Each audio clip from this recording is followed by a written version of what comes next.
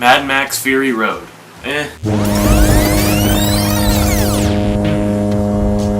Max Fury Road takes place nearly 30 years since the last Mad Max movie that director George Miller brought to the big screen. This is a new telling, not really a reboot, but a retelling of the story of Mad Max, played by Tom Hardy. And the real plot of this movie is Charlize Theron's character, Furiosa. She's trying to get back to her homeland, and she's trying to bring the wives of the big bad guy he's controlling all the water in the post-apocalyptic world. Everyone in humanity that's left is enslaved to him, and they worship him. And Charlize Theron's character is trying to get back to her homeland and make things right.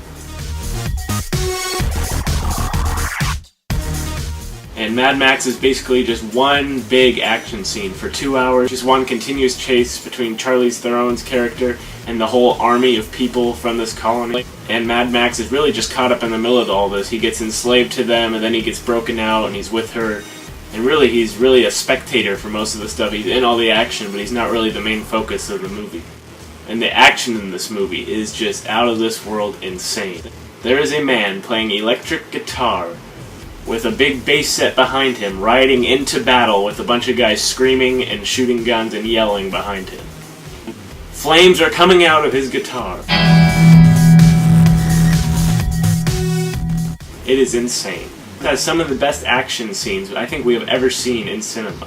I can't believe George Miller used mostly practical effects. I think it was like 80% of his stuff was practical to film these scenes, because when you're watching it, you can't help but think, just how is he doing this?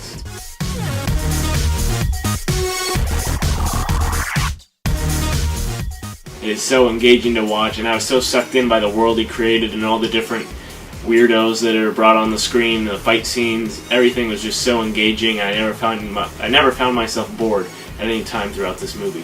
Now, aside from Charlize Theron and Tom Hardy's character, Nicholas Hoult delivers a knockout performance in this movie. He plays kind of a weird, they're the white-looking creatures you see in the trailer, and he shows that they're actually humans. They've just gone crazy. They're not these like animals. They are humans, and they just want to get out there and fight. And he has a great character arc through this movie. I think he was the most developed character, maybe aside from Charlize Theron's character, but I really enjoyed watching his character development. Overall, while this movie is basically, it's 2 hours of action, there are some pretty heavy beats as far as the story goes, with Charlize Theron's Furiosa. She's trying to find her homeland and where that goes, and the wives that she's rescuing, their story arc, and there was some really nice emotional beats, and just the overall, while this movie didn't have much of a story, I thought the story they did tell was serviceable enough for the action scenes.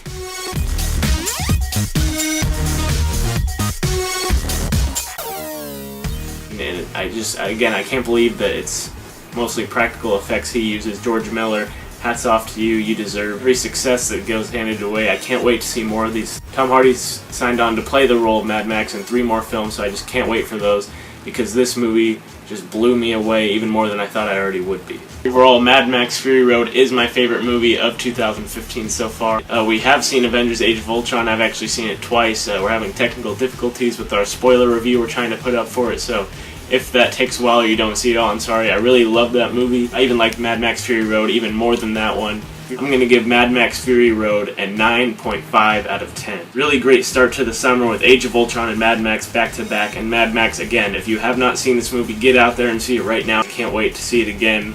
2015, you've got a lot to live up to, because Mad Max is a new frontrunner.